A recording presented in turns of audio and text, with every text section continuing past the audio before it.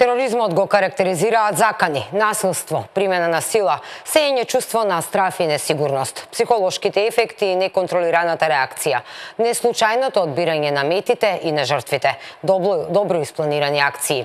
Никој не е безбеден е пораката која ја испраќаат терористите. Не им е важно дали гинат цивили, напротив, мета им се цивилите, жени, деца. Како и во последниот случај со нападот во Манчестер на концертот, каде најмладата жртва имаше само 8 години, а повеќето од загинатите беа тинејџери од 14, 15, 16 години. Во досие вечерва говориме за тероризмот. Има ли терористи на Балканот и во Македонија? Треба ли да стравуваме дека и ние може да бидеме мета на терористички напади?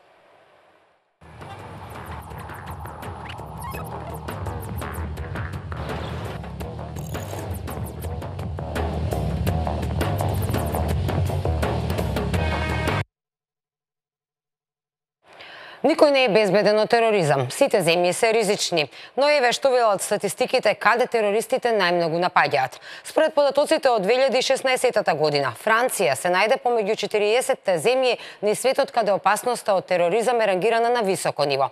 Другите земји во кои тероризмот се смета за висока закана се Турција и Белгија. Сепак, тероризмот останува високо концентриран во 5 земји, тоа се Ирак, Нигерија, Авганистан, Пакистан и Сирија. Во овие земји се случиле дури над 78% од терористичките напади во 2014 година. Според Институтот за економија и мир од Сиднеј, земји со најголем ризик од терористички напади во 2015 година биле Ирак, Авганистан, Нигерија, Пакистан и Сирија. А според сите информации што ги има и според ризикот од тероризам, Македонија била рангирана на оваа листа на 78-то место во светот. Косово, например, е на 70-то место, Босна и Херцеговина на 62-то место, Албанија на 92-то место, Бугарија на 82-то, Црна Гора пак била рангирана на 170-то место, Србија на 121-то, Хрватска на 126-то место, Словенија на 130-то место и така натака листата оди до бесконечност. Босна и Херцеговина е втора во светот по број на терористички организации. Според листата на Обединетите нации биха веднаш зад Пакистан, а е во ранг со Авганистан. Според бројот на таквите организации, што значи дека станува збор за тероризмот, има организации на нејзината територија кои што делуваат и таа е една од најопасните земји во светот по ова гледање. На официјалната карта на Обединетите нации која ги прикажува земјите за кои е докажано дека се поврзани со Ал-Каеда, Босна и Херцеговина е означена со истата боја како што и Авганистан. Во текстот објавен со картата пишува дека најмногу подружници на Ал-Каеда има во Пакистан 12, а дека потоа следат Авганистан и Босна и Херцеговина со по 5 такви организации. Треба ли да споменуваме дека Босна и Херцеговина не е во комшии на Балканот? Советот за безбедност на Уединетите нации на листата за терористички организации ставил вкупно 7 организации кои што се регистрирани во Босна и Херцеговина и неколку поединци за кои што се означени како закана за светската безбедност. Во БИХ действуваат 7 терористички организации, како што рековме, на ажурираната листа со најбарени терористи и организации на Исламската држава, која ја објави Советот за безбедност на Обединетите нации. Запишани се 7 организации чии канцеларии се во Босна и Херцеговина и ова се знае. Организациите што се на листата се Ал-Харамейн, Ал-Фурхан, Тајбах Интернешнл и босанската идеална футура, како и други. На списокот е и Нусрет Имамовик, еден од водечките команданти на Ал-Нусра.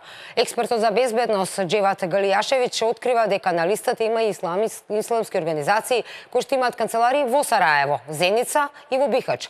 И од новата листа докажува дека во Босна и Херцеговина речиси и не постои борба против тероризмот. Затоа што Имамовик, например, кој со години е во Сирија, има 2 валидни пасоши издадени од државни органи на Босна и Херцеговина.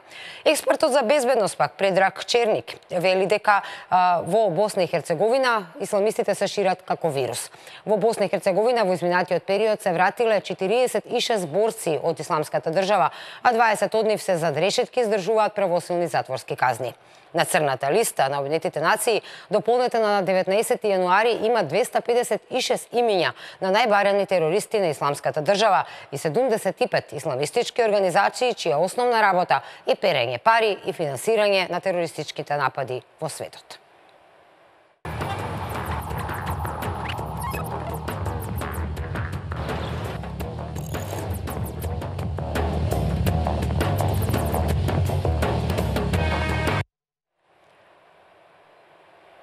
Според Институтот за економија и мир од Сиднеј, бројот на смртни случаи предизвикани од терористички напади пораснал од 3329 во 2000 година на 32.685 жртви во 2014 година. Од вкупниот број на жртви дури 78% отпаѓаат на 5 земји, како што ги споменавме: Ирак, Нигерија, Авганистан, Пакистан и Сирија, а речиси 50% од жртвите биле дело на две терористички организации – Боко Харам и ИСИС. При тоа во 2014 година се случиле терористички напади во дури 93 земји. Според анализата на Институтот за економија и мир од 2000 до 2015 година во светот се случиле 73.000 терористички напади, или еден напад на секој 12 дена. Во овие напади загинале 170.000 луѓе.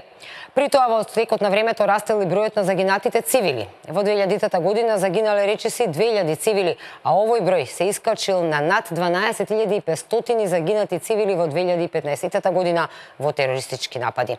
Над половината од нападите врз цивили били извршени со експлозивни направи и со бомби, а околу 20% со автоматско оружје или друг вид на огнено оружје. Во 2015 година во светот загинале 29.376 лица, со што таа била втора најкрвава година во историјата, веднаш по 2014 година. Вкупната материјална штета која што е направена од терористичките напади во светот изнесувала 89 милијарди долари.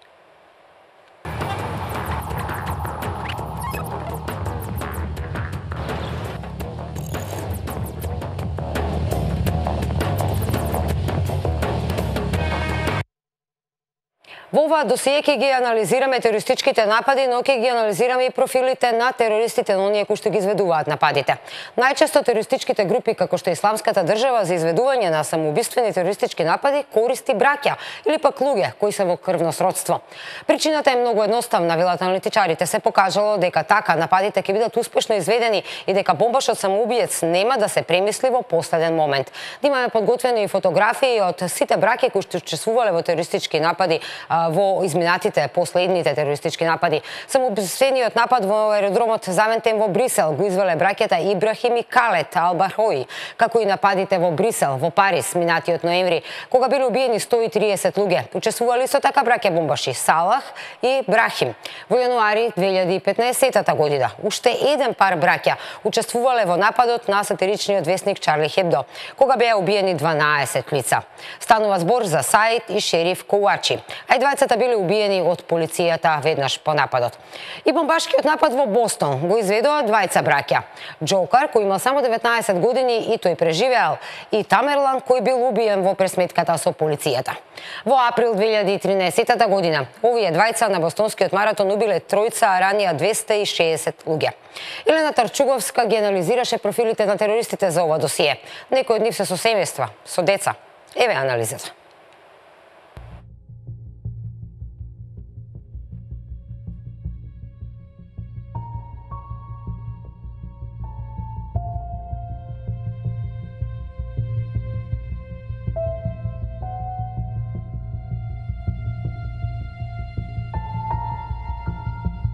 Од студенти по медицина и бизнис, вработени како пекари и механичари, до екстремизам, дроги, проституција и брутални убиства во името на Аллах. Вакво е досието на терористите кои стојат зад смртта над стотици луѓе во Европа кои загинаа во терористички напади во последните 2 години.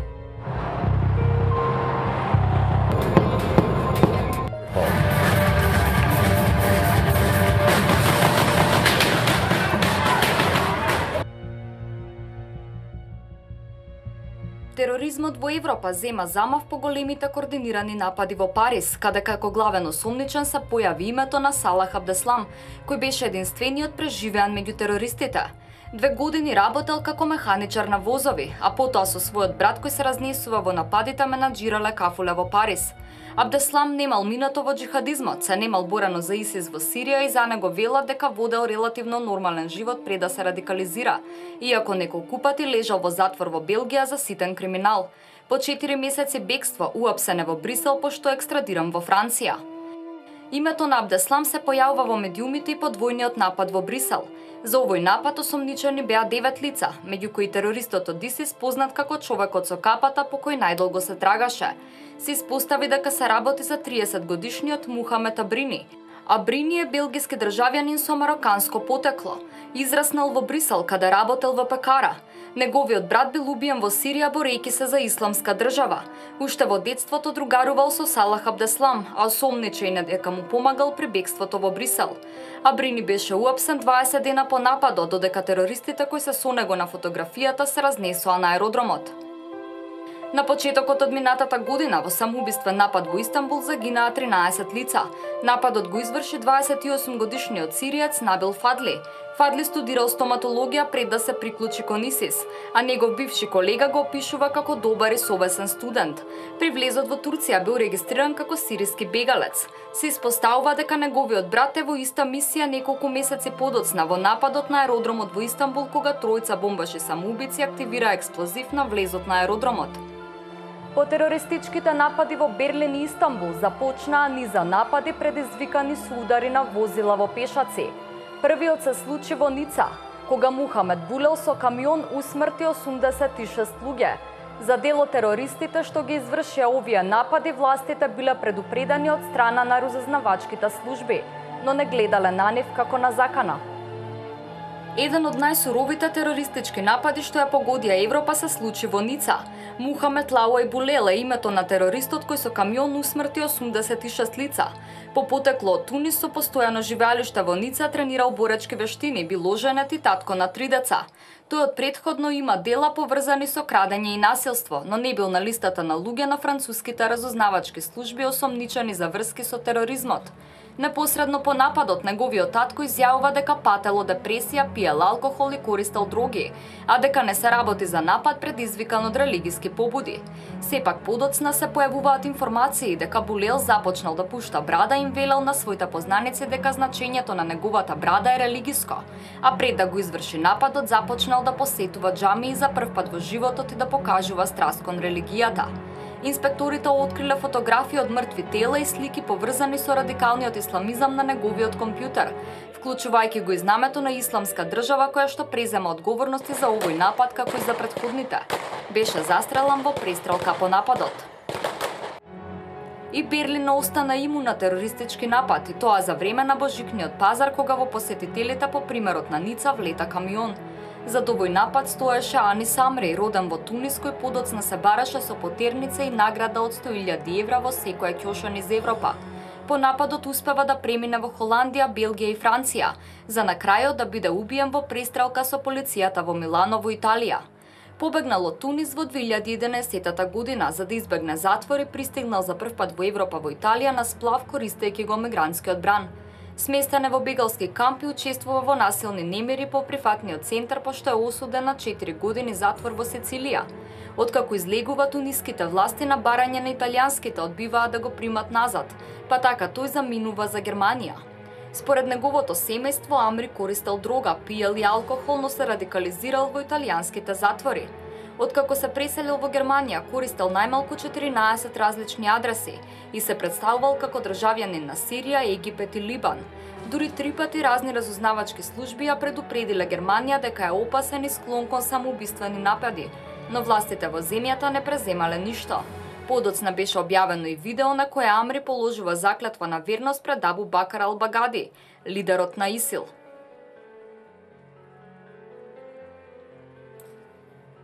Узбекистанецот Абдулгадир Маширапов е човекот кој изврши напад за време на новогодишната ноќ во клубот Рейна во Истанбул и уби 39 лица. 34-годишниот маж бил милитант во Авганистан и Пакистан пред да влезе илегално во Турција преку иранската граница во јануари минатата година. Се верува дека бил припадник на Ал-Каида во Ирак, а подоцна преминал во ИСИЛ. Терористот живеел неколку месеци во Конија пред да го изврши нападот во Истанбул. Турските власти успеа да го пронајдат и уапсат 17 дена по терористичкиот акт.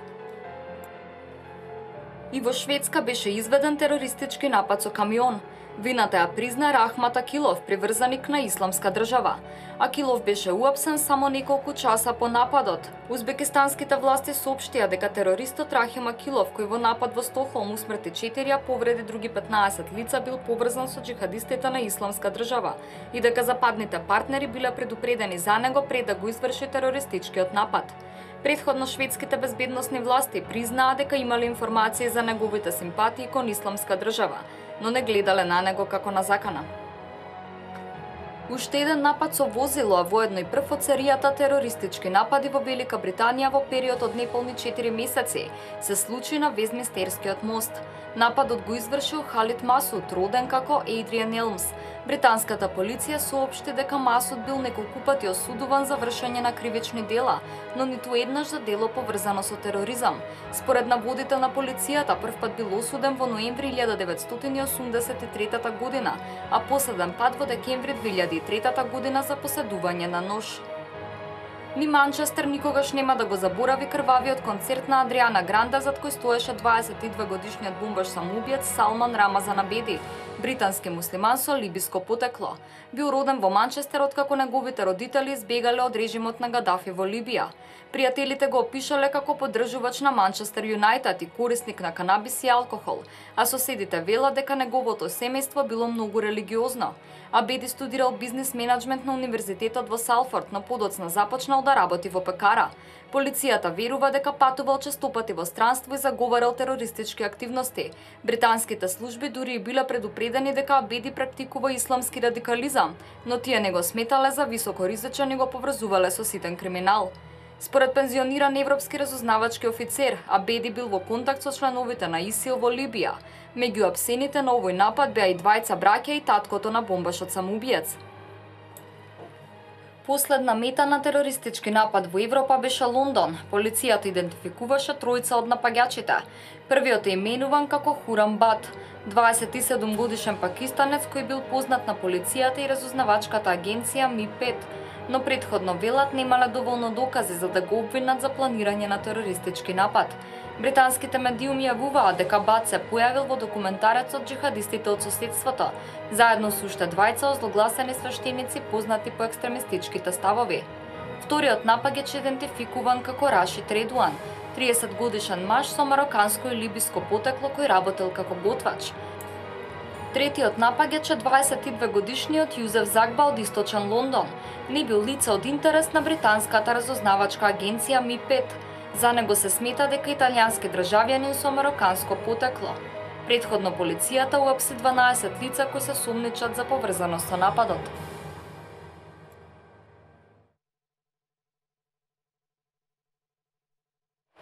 Учеството на се поголем број на млади луѓе, кои од верски или од материјални интерес во странски војни конфликти ги промени законските прописи во веќето земји од регионот со цел зајакнување на националната безбедност и борбата против глобалните закани, особено тероризмот.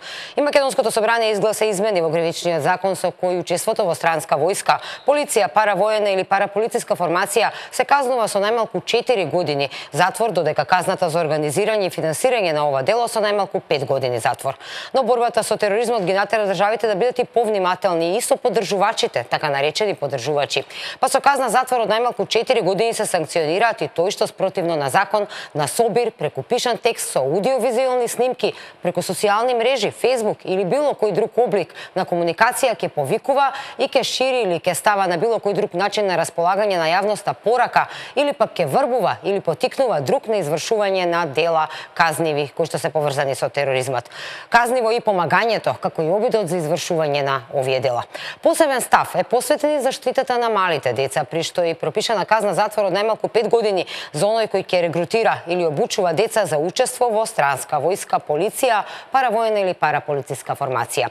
Но еве кои терористички организации користат деца за бомбашки и друг вид на напади, бидејќи ова не е случајно. Информациите велат дека се поголем број терористички организации користат деца. Еве ги деталите од колегата Матеј. Користењето на деца како бомбаши самоубијци или напаѓачи од страна на терористичките организации пред 2013-та беше ретка пракса, но во последните години се забележуваат се повеќе вакви случаи. Една од екстремистичките групи која јавно споделува видео од обуката и злосторствата извршени од малолетници е Исламска држава. Минатата година бомбаш самоубиец се разнесе на курдска свадба во Турција, убивајќи над 50 луѓе и повредувајќи десетици други. Турските власти соопштија дека нападот бил извршен од 12 годишно момче кое било ангажирано од Исламска држава.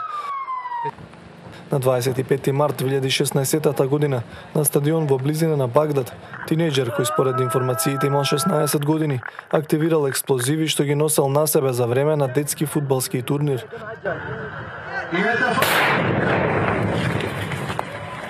Убиени беа повеќе од 40 луѓе, меѓу кои голем број деца. Според податоци на УНИЦЕФ, илјадници деца се киднапирани досега во Ирак, каде девојчињата се продаваат како сексуални робинки, а момчињата се принудени да станат војници или бомбаши самоубици. Екстремистичката група и во други случаи користела деца како смртоносно оружје, но тоа не е само нивна пракса. Според УНИЦЕФ, еден од 5 самоубиствени напади на терористичката организација Боко Харам, која делува во Нигерија, Камерун и Чад, е дело на малолетник. Од Human Rights Watch тврдат дека од 2009 година досега Боко Харам врбувала стотици, а можно и илјадници деца, кои ги користела како своји борци и бомбаши самоубици. Познато е и дека лидерот на Ал-Каеда во Ирак, Абу Мусаб Ал-Заркави, пред да биде ликвидиран во 2009 година, користел тинејџери како бомбаши самоубици во борбата против американските сили. Исто така постојат информации дека Хамас, Исламски џихад и други милитантни групи организираат летни кампови со цел на деца да им се наметнат антиизраелски убедувања. Тие во принцип не испраќаат малолетници во самоубиствени мисии, иако во минатото забележани се неколку такви напади извршени од млади лица на околу 16 годишна возраст. Во последниот период имаше повеќе случаи во кои палестински тинејџери вршат напади со ножеви врз израелци. Најмладиот од нив имал 11 години. Сепак се смета дека овие извршители действуваат сами и не се членови на организации. Во Јемен, една од државите во светот со најдобро вооружено цивилно население, момчињата од рана возраст учат како да ракуваат со оружје. Во сегашниот внатрешен конфликт и владините сили и бунтовниците имаат во своите редови малолетни лица. Се претпоставува дека денес во светот има повеќе од 3000 терористички организации со вкупно 200.000 терористи.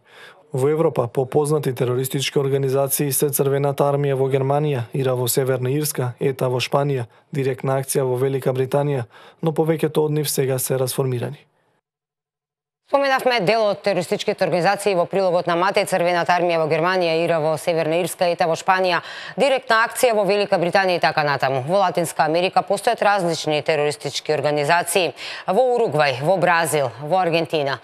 Според информациите кои што ги има и во Колумбија, во Перу, во Северна Америка пак исто така има терористички организации кои што се нарекуваат една од најпознатите метеоролозите во Соединетите Американски држави или Фронтот за ослободување на Квебек во Канада.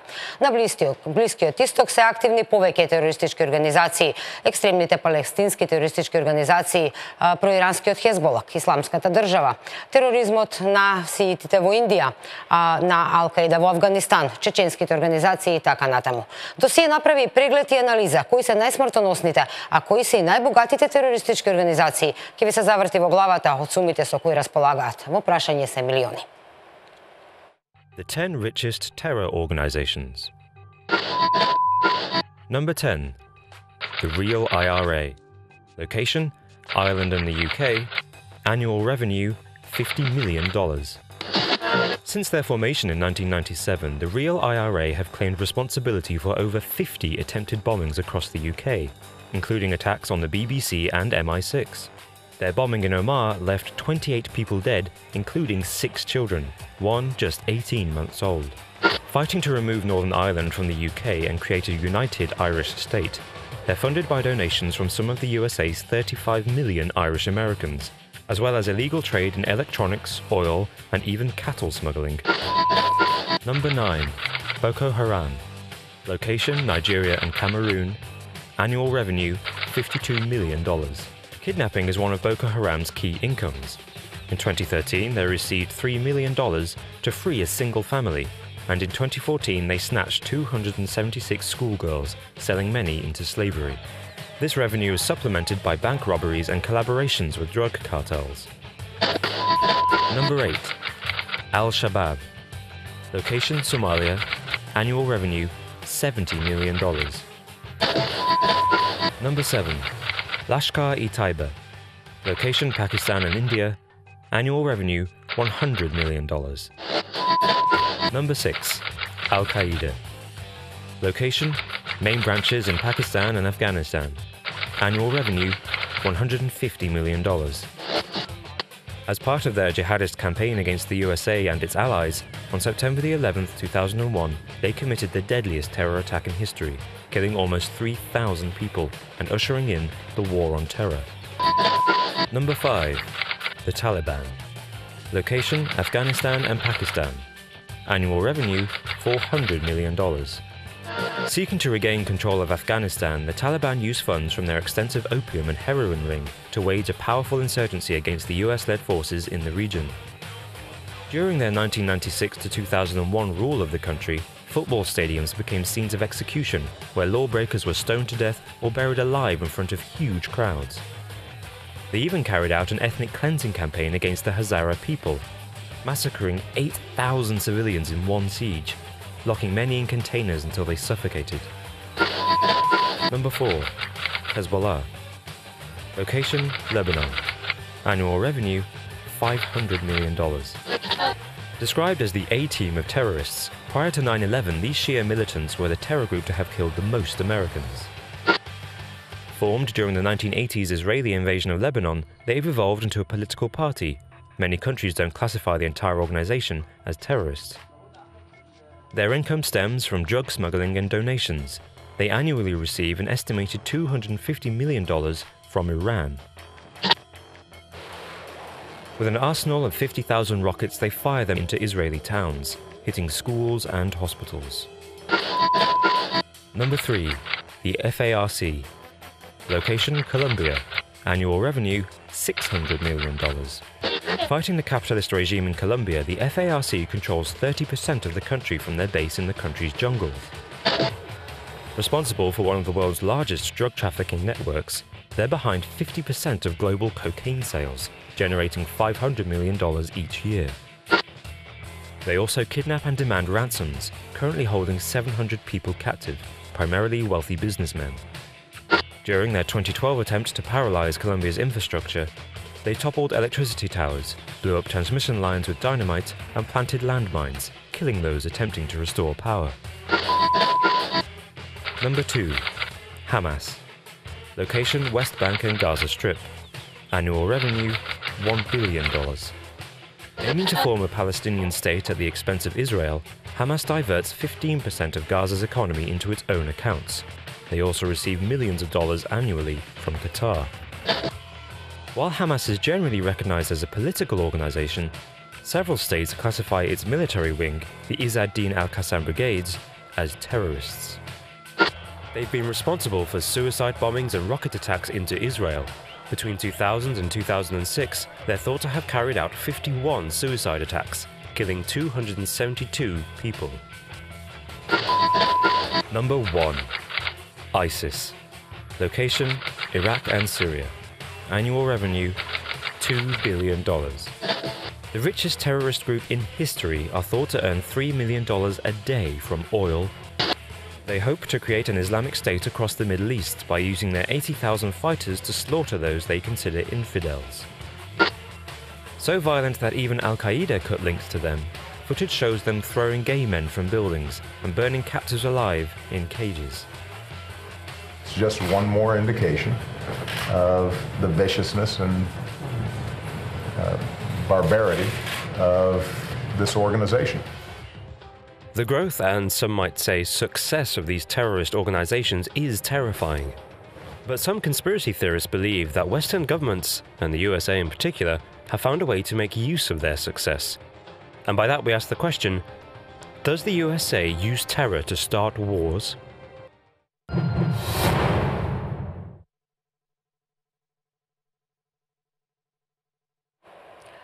Можевме да видиме дека тероризмот го тресе светот, но треба ли да стравува Македонија? Се подготвуваат ли терористички напади, да речеме, врз Балканот или Македонија? Балканот е познат како буре барут и служи за влевање на страв во коски за европските народи. Не случајни беа терористичките напади во Куманово, најавите за терористички напади, да речеме, во Србија, а последните безбедносни во фокус ги имаат и двата речиси најголеми забавни спектакли во Србија, кои што треба да се случат летово. Фестивалот Гуче и фестивалот Екзит. И двата настани се карактеризирани со висок безбедносен ризик. Ако имаме во предвид дека и на двата фестивали нема евиденција за тоа кој влегува во просторот на фестивалот, ова ја прави полицијата тотално неупотреблива, а за терористите е исклучително погодна цел за нанесување на големи штети. Најголемиот број на азиланти, велат сите аналитичари, кои што влегува во Македонија и кои преку Србија, преку Грција или одеа натака во Европа, во Турција беа борбено способни мажи. Можевме да ги видиме и фотографиите. Најчесто беа луѓе кои што бега од разорнатиот град Кобане, лица со воено искуство, кои учествувале во неколку војни.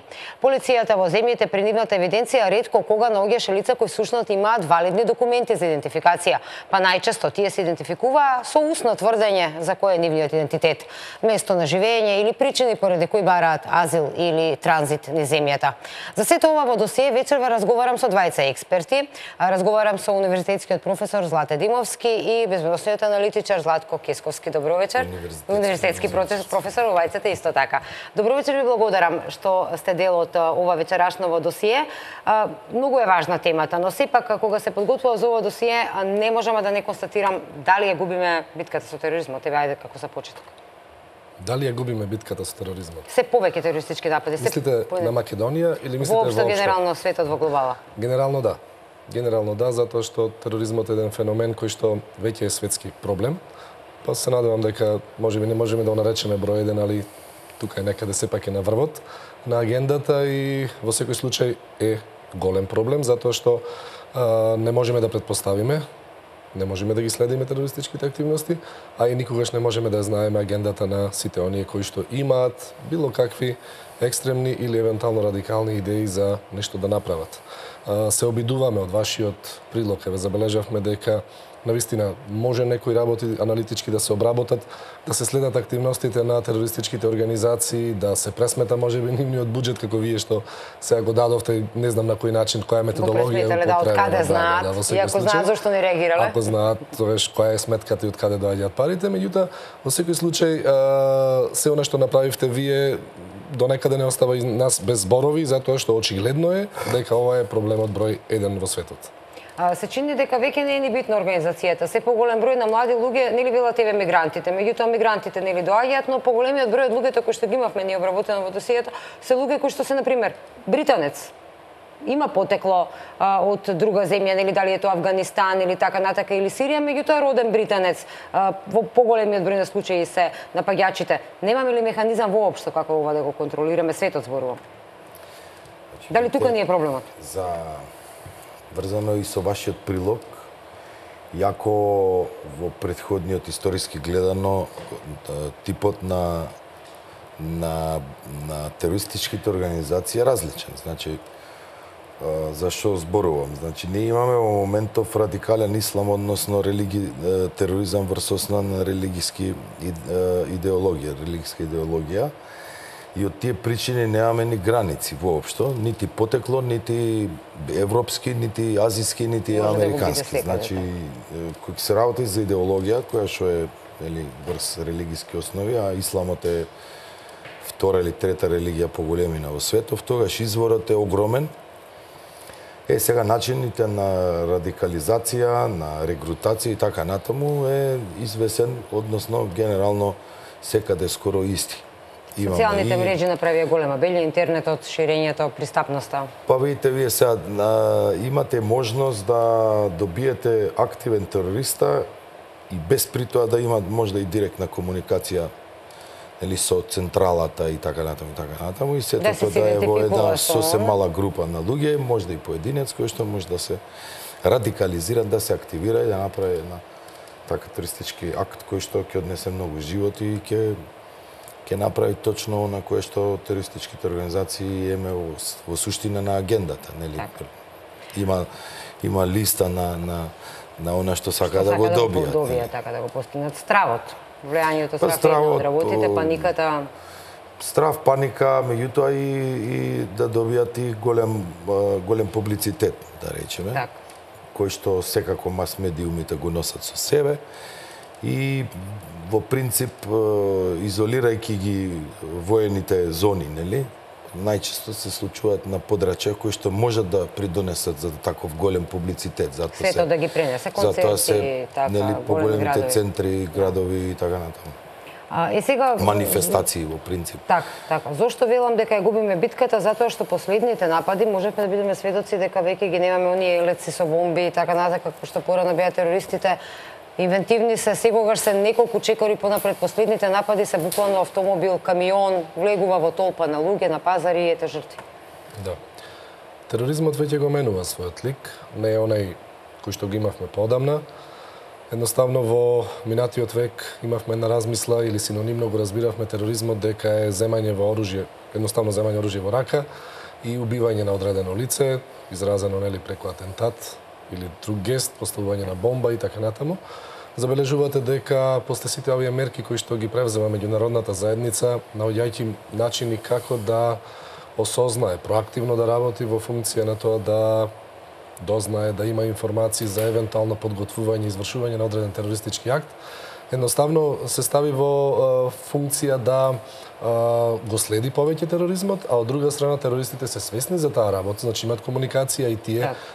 Можам да кажам дека и можеби повеќе имаат информација од колку што ние и самите замислуваме и претпоставуваме за нив, и тие почнуваат да превземаат сосема поинакви начини, методи и средства за извршување на терористички акти.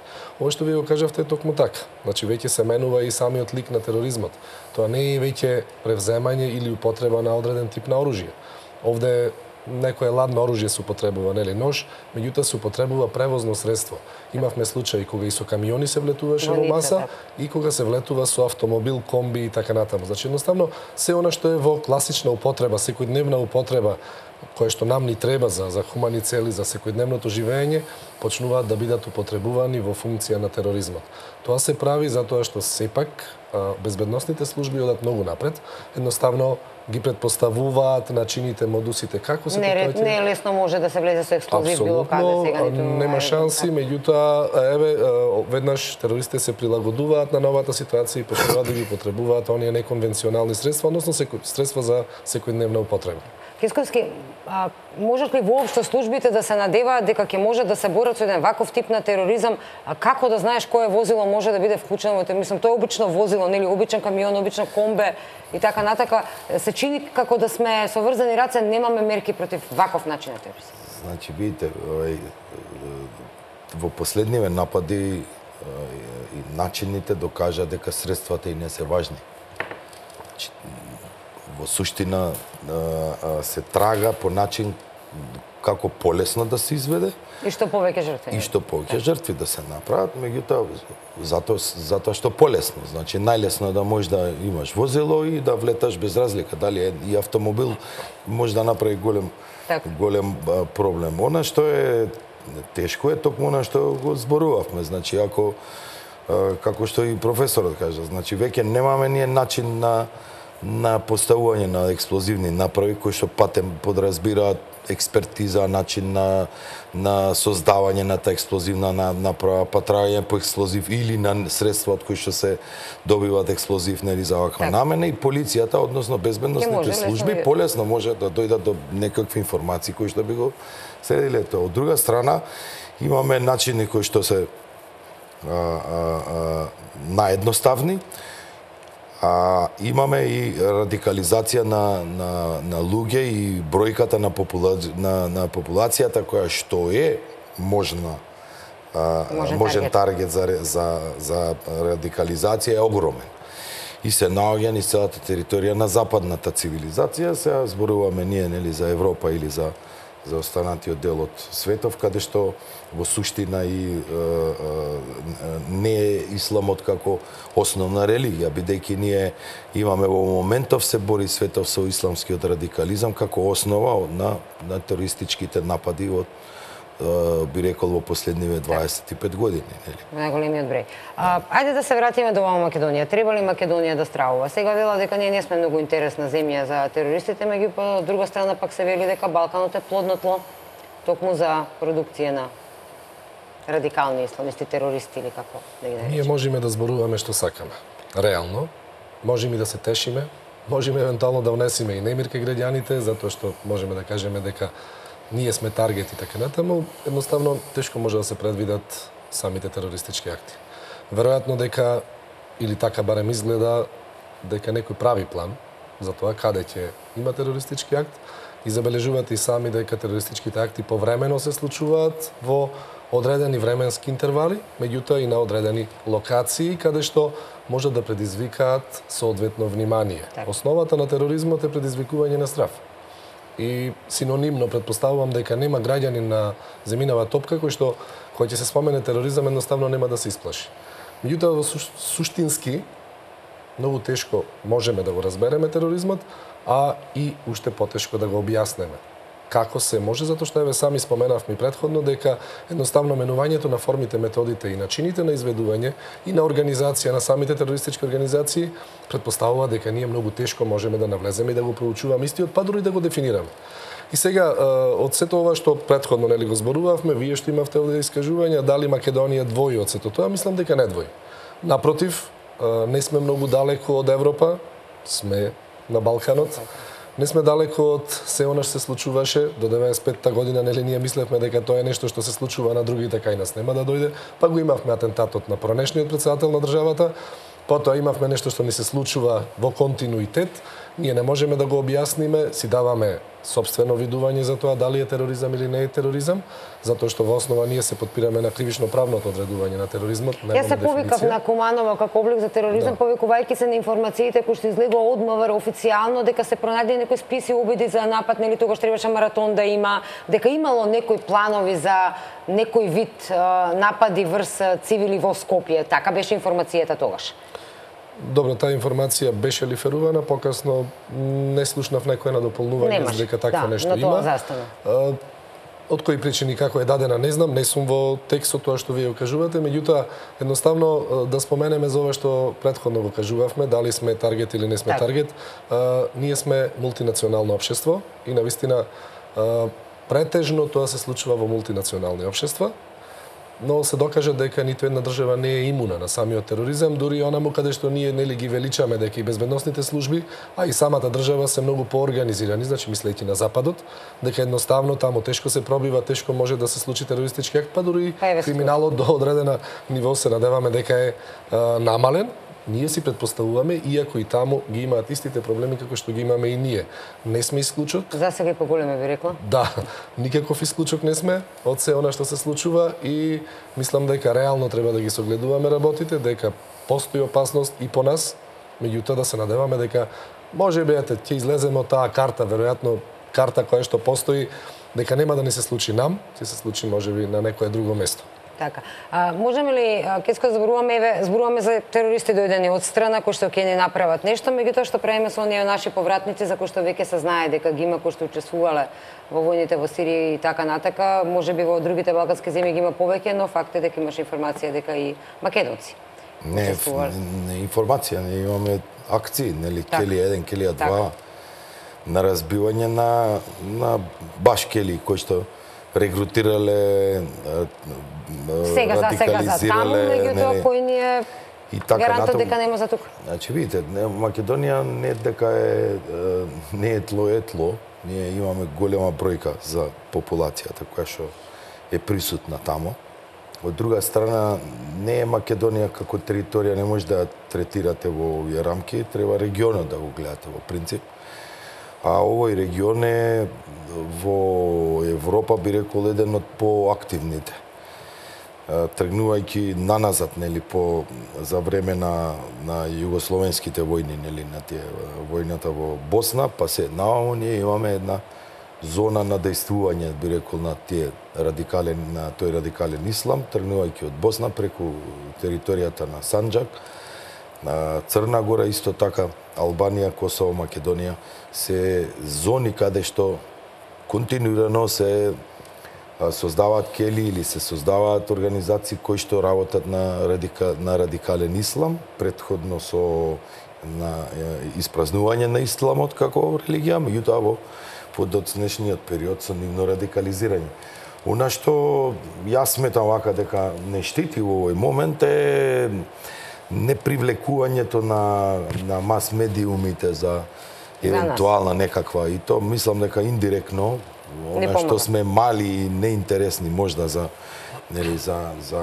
светот е тоа што не би привлекле големо внимание. Не би биле први во светските вести. Бидејќи еве се случуваше и напади од типот на нели действија од типот на диво населје, па ние не зазедовме така голем дел од мас медиумите и време кое што би било посветено, па и разговори помеѓу нели големите држави и не знам какви пораки до Македонија. Што гледаме сега за... А од друга страна ние имаме туристички акти кои што се случуваат во Англија, Франција, Германија и така натаму, а веќе по една недела, 10 дена, па дури и ние денес дискутираме за тоа. И мислам дека не дека ние не сме ранливи, напротив, сигурно сме ранливи, многу, како и сите останати држави, бидејќи со ваков тип на тероризам е многу тешка борбата, многу е тешко откривањето, начинот на пронаоѓање, на ајде можда некоја група, меѓутоа имате вие денес со современа технологија и со начинот на комуникација страшно голем број на луѓе, поединци млади кои што може да се заведат, да се радикализираат и од комплетно лични побуди и причини да превземе да направат акт кој што би направил голем проблем. Инаку Балканот во принцип ние имаме класичен терористички напад пред неколку години или во Бугарија на аеродромот беа убиени во автобус голем број на израелски туристи, така да со класичен терористички напад со бомбаш самоубиец, така да регионов не и во Босна да не зборувам, нели напад на американската амбасада и така натаму и во последна година дена имаме напад во Република Српска на дел на полициските станици така натаму со истиот предзнак. Така да имаме акции, меѓутоа она сепак би рекол што не штити во моментов е тоа што нема да завземе место во мас медиумите и во секој случај тој едниот кој што можда би требало да направи двајца некаков терористички акт е подобро да го изведат настрана. Така да се надеваме така ќе остане. Извините, спомнавте Србија и двата настани да не го испуштиме настанот кој што треба да се случи во Македонија, тоа е нели суперкупот во фудбал кој што ќе донесе страшна голем бројка на луѓе од Европа. Така да и тоа е еден настан кој што безбедносно е исклучително тежок за покривање и мислам дека безбедносните служби ќе треба положат многу голем добар тест околу неговата организација. Ќе се вратиме на тоа да дискутираме за тоа како е организирана безбедносните служби, колку ли соработуваат во Балканот и колку сме извозници на терористи, ако веќе не сме или увозници или мета на тероризмот, но прво одиме со блок реклами, должи се нашите спонзори, се враќаме веднаш во студио.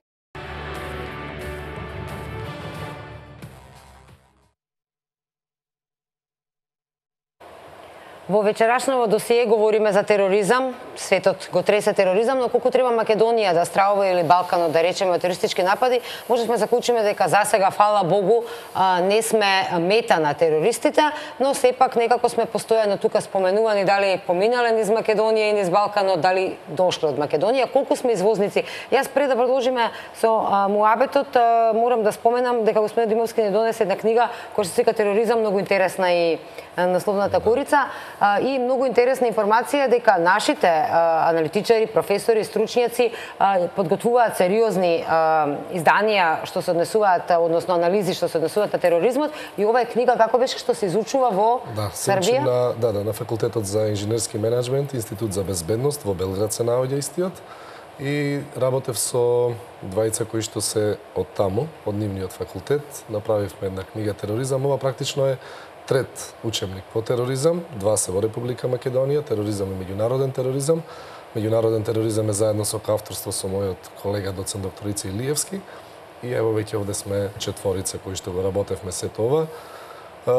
Настојуваме да го истражуваме тероризмот, оно колку што ние можеме, колку што ни е дозволено да не се повторуваме премногу, а од друга страна да дадеме некои основни параметри, барем за она што се однесува за нашиве краишта. Мене ми е утешително дека наши автори, тоа значи дека добри анализи правиме за тероризмот, добри истражувања, кога наши автори во Србија студентите по безбедност учат. Сигурно, кога ние учевме, значи во мое време учевме од српски автори, сега обратно е.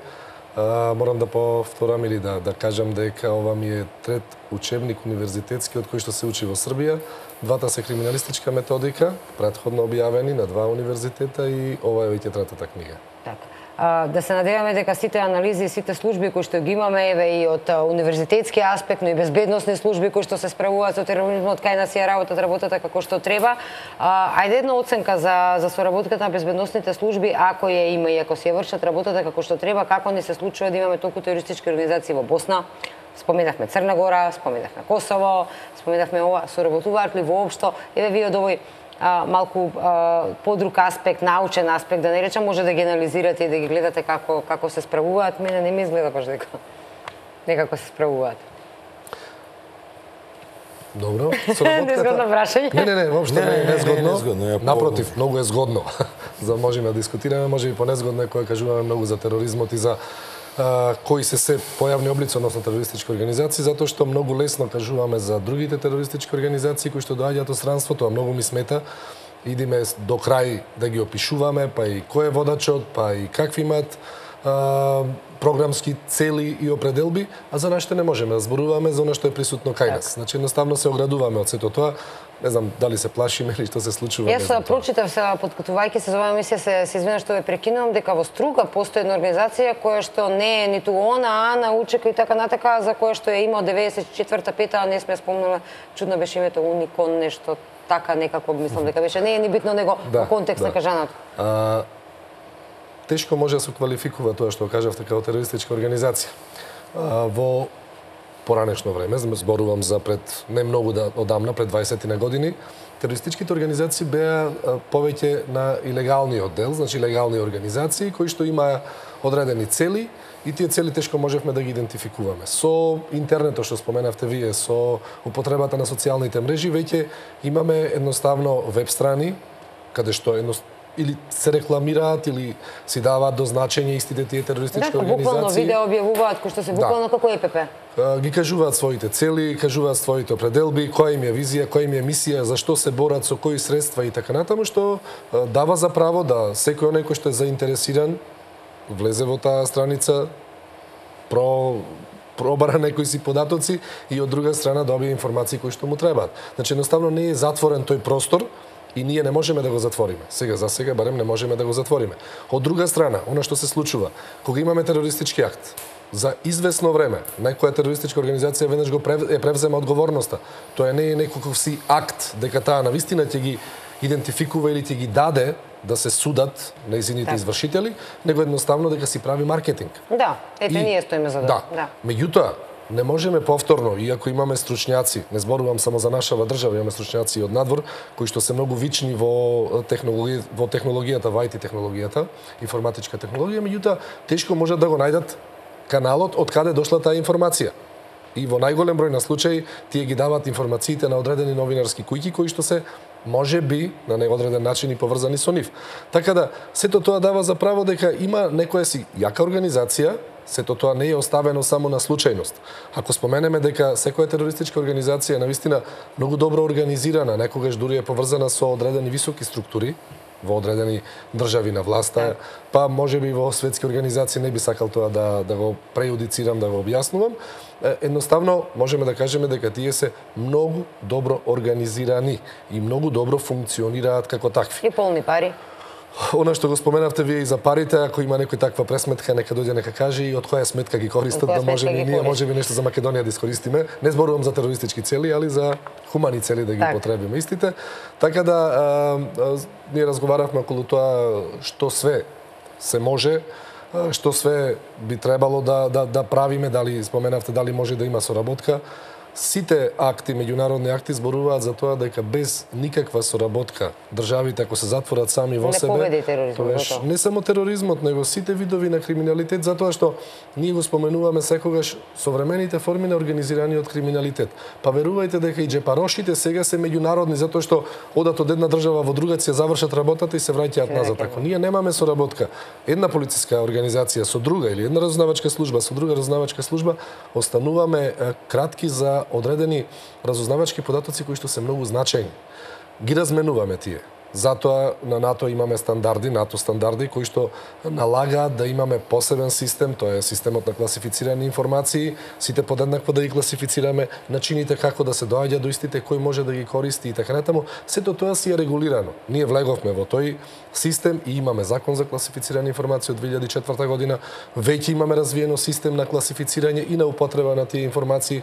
По принципот потребно е да знае сите оние лица кои што треба да добијат информација, имаат сертификати кои што точно имаат време на траење, се знае кој до кое ниво на класифицирана информација може да стигне и така натаму. Меѓутоа, со истиот тој закон е предвидено и начинот како да се врши таа меѓународна размена и ние влегуваме едноставно во тој начин на комуникација со странските држави и имаме активна комуникација. Тоа е дефинитивно. Да, меѓутоа сепак ни се случи, нема да ме фаќате за збор, мислам дека беше некој од напаѓачите, дали беше во Брисел или во Минке, за кој што после тоа странските медиуми лиферуваа дека поминал из Македонија, имаше и видео, се Франција или како беше, а ние појма немавме дека. А зашто не споменаа дека помина и преку Грција? Да. Споменале Грчката служба го детектира уствари дека. А како можеме ние да го детектираме ако ние немавме податоци за тоа, за тие лица што доаѓаат? Она што вие на почеток го кажавте дека тие доаѓаа овде и едноставно се изјаснуваат кој е. Да. Многу е лесно вие да фалсификувате патна исправа, посебно во земја каде што има војна. Посебно при таков напред на сите со едно име или со некакви имиња, не знам кои, поминал преку Македонија. Сигурно ние не го задржавме за да го обучуваме овде, поминал. Ние немаме информации, да ни дадеа информации, да имавме размена, да имавме список на можни терористи. Значи, сепак има мала себичност кај безбедносните служби или Да, јас овде дискутирам повеќе за оној легален систем, начин на размена на информации, кога ние имаме информација за одредени состојби, најавени некакви си терористички акти во други држави, тоа го правиме достапни. Го правиме достапни преку Интерпол, преку Европол и преку регионалните форми на организирање во функција на безбедност. Тоа се Мари центарот, тоа е Селек центарот и така натаму. Сите тие функционираат. Ние сме активни чинители во истите и затоа ги разменуваме тие информации. Настрана од сето тоа имаме и билатерални склучени договори со многу држави и со нив си комуницираме на соодветно ниво.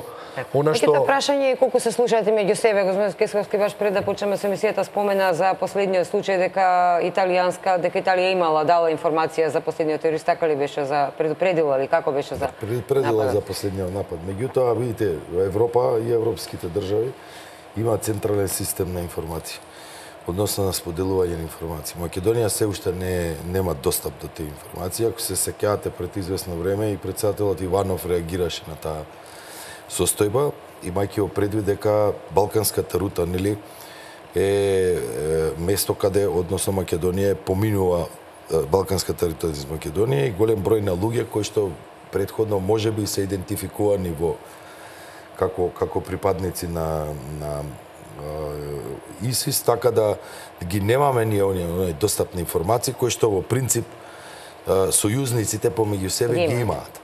Значи ние се уште не сме во тие централните, немаме достап до централните информации. Од друга страна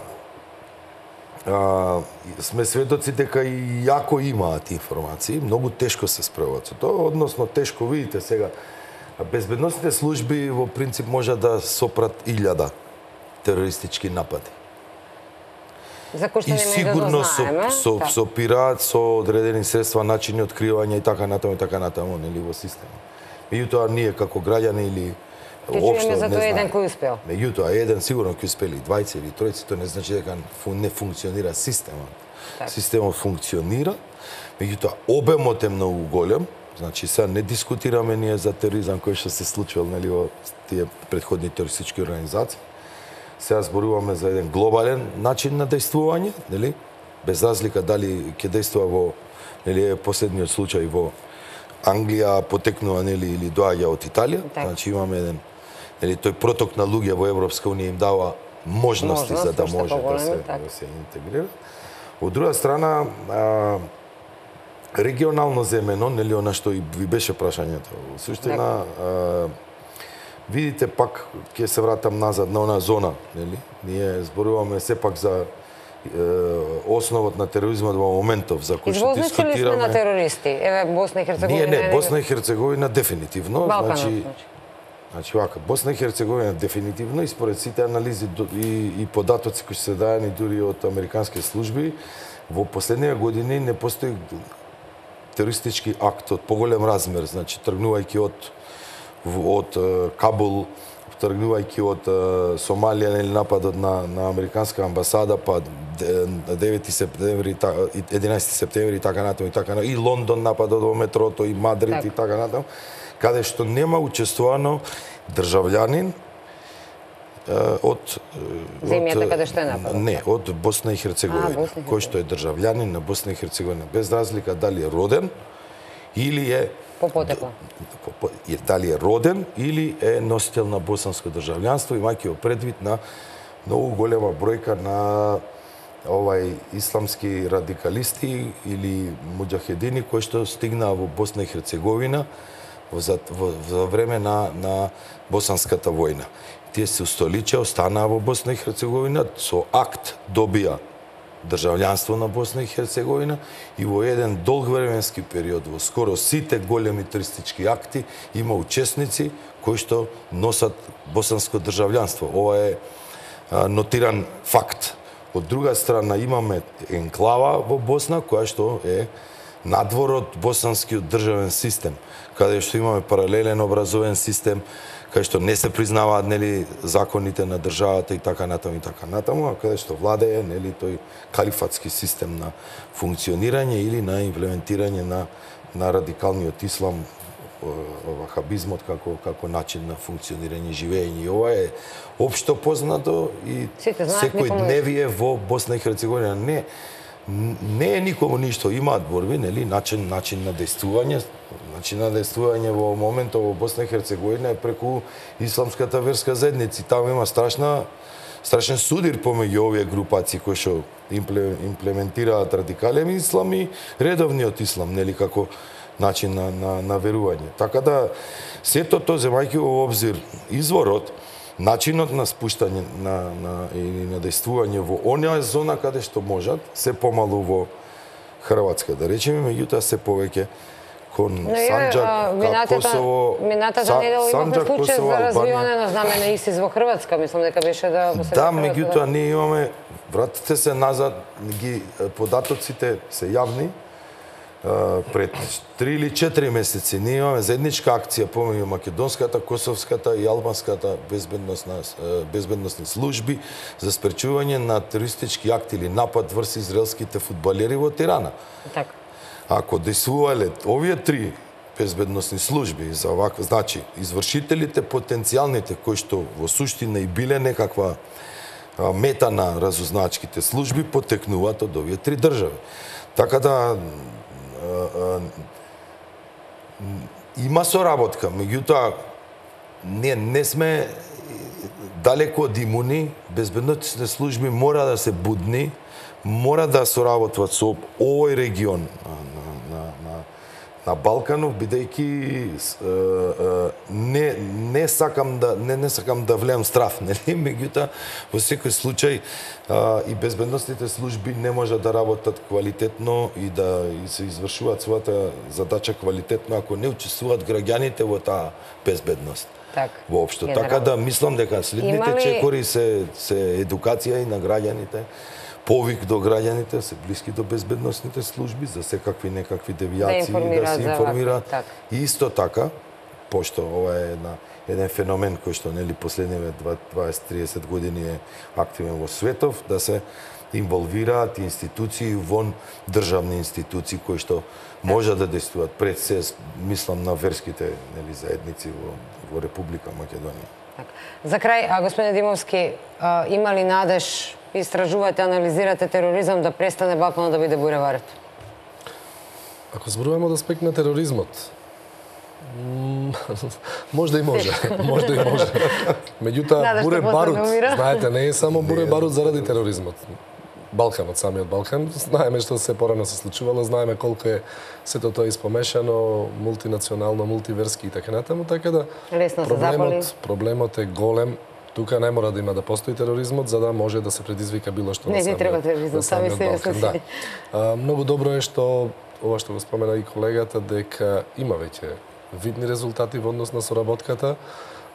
службите си го работат својот дел од работата. Факт е дека многу тешко се пенетрира во тие средини. Терористичките организации се едноставно херметички затворени, не може да се влезе или било како да се излезе од терористичка организација, едноставно да биде као туризам. Да, јас сум член, јас не сум член и така натаму, и особено е доста опасно затоа што тероризмот, како што на сам почеток споменавме, дека го смена својот лик и веќе ако порано беше едноставно несвојствено да терористичка организација декларира јавно и го прави сето тоа, да нападите ги насочи наместо према војните и полициските сили, према граѓаните, недолжни граѓани, тогаш таа беше едноставно терористичка организација која што ќе беше шиканирана од останатите и ќе немаше поддршка во однос на финансирање, обуки и така натаму. Сега веќе е тренд да токму тоа, граѓаните, невините граѓани, па дури помладата популација, тоа се децата, го видовме тоа на неколку места, онаму каде што навистина боли, каде што сите ние сме порозни, таму напаѓа што е несвојствено за она што беше концепт на бившите или поранешните терористички организации.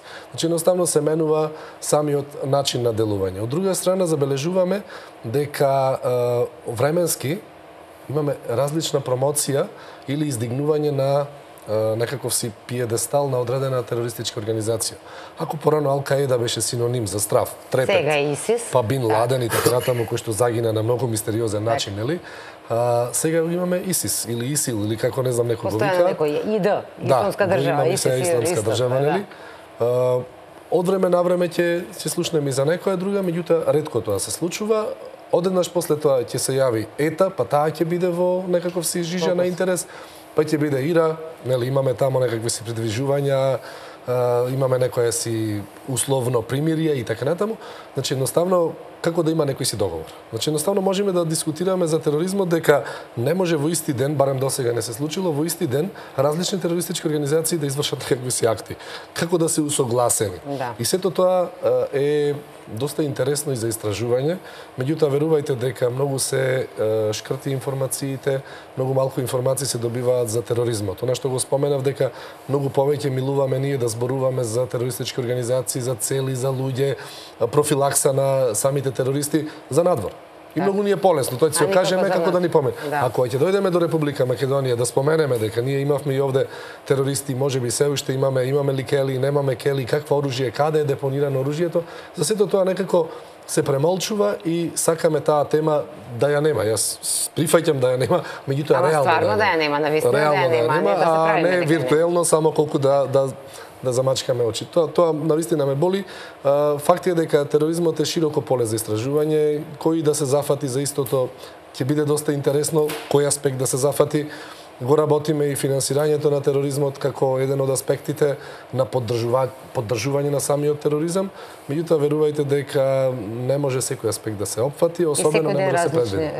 Различно оди напред. Ви благодарам, професор Јовајцата, што бевте дел од ова досие, вечерашното досие. Кога сме ка финансирањето, ќе ја спомнам последната информација, Катар, односно веќе е на црната листа на сите негови околни соседи, ќе видиме како ќе изгледа и таа ситуација и колку е некој велат наместен, некој велат дека навистина фатен со раката во мед како финансира директно терористи, ќе видиме како ќе се одвива таа информација. Може да биде нешто друго. Може да биде нешто друго, да, некој велат дека малку чудно што да не навлегуваме во светската политика. Мислам дека е друго, ама. Мислам дека е така друго. Одлична тема, ќе разговараме повторно, значи на истата тема имаме како да го продолжиме на ова досие. Ви благодарам многу за гостувањето. Вандра гледачи, благодарам што еве и овој час и половина бевте и овој четврток со досие. Останете на фреквенцијата на телевизија Нова наредниот четврток. Ново досие со нова интересна тема.